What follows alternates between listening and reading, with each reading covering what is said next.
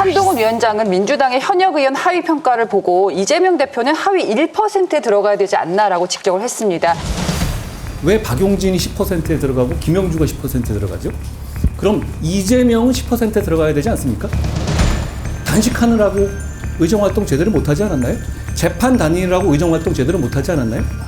자기 체포동의안 막아보느냐고 민생을 위한 의정활동 안 하지 않았나요? 1%에 들어갈 것 같은데요, 제가 보기에. 이 한 위원장의 직격 어떻게 들으셨습니까? 당연한 얘기죠.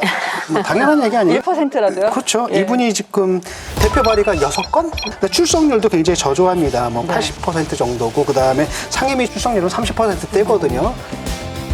이건 악재점이죠. 근데 오히려 본회의는 재판을 받아서 매우 바빴을 텐데 생각보다 높게 나왔다는 분들도 많았거든요. 어쨌든 간에 뭐 결국은 이제 방탄을 위해 가지고 뭐 단식하고 뭐 이거밖에 안 했거든요. 이런 분은 뭐 독보적이죠. 이재명 대표가 하위 10%에 포함되지 않은 이유는 이재명 대표의 출석률에는 재판 출석률을 더한 것으로 보여지고, 그리고 법안 발의 건수에는 이 재판 의견서 제출 건수가 포함된 것으로 보여집니다. 이건 아마 제 주장이 맞을 것입니다.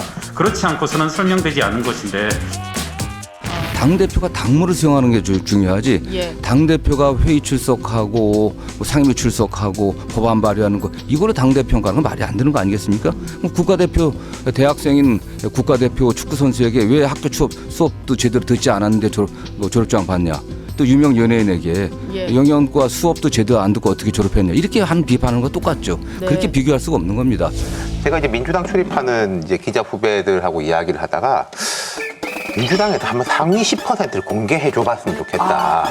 하위 10%는 어찌 보면 불명예지 않습니까? 당에서 심사해서 당신들은 성적이 안 돼 라고 한 거니까 상위 10%는 영광스럽고 명예스러운 거잖아요. 예를 들어서 무슨 뭐 장경태 의원이라든지 박찬대 최고위원이라든지 이재명 대표라든지 이런 식일까? 분들이 예. 위에 있을 걸로 김용민 의원이라든지 그렇죠. 뭐 예측이 되는데, 국민의힘 같은 경우에 그거 한번 했지 않습니까? 1등만 이야기했잖아요. 배현진 의원이 이제 의원 중에서는 1등이고 원외에서는 나경원 위원장이 1등이다 공개했는데, 저는 한번 민주당이 그 공개를 해주셨습니다.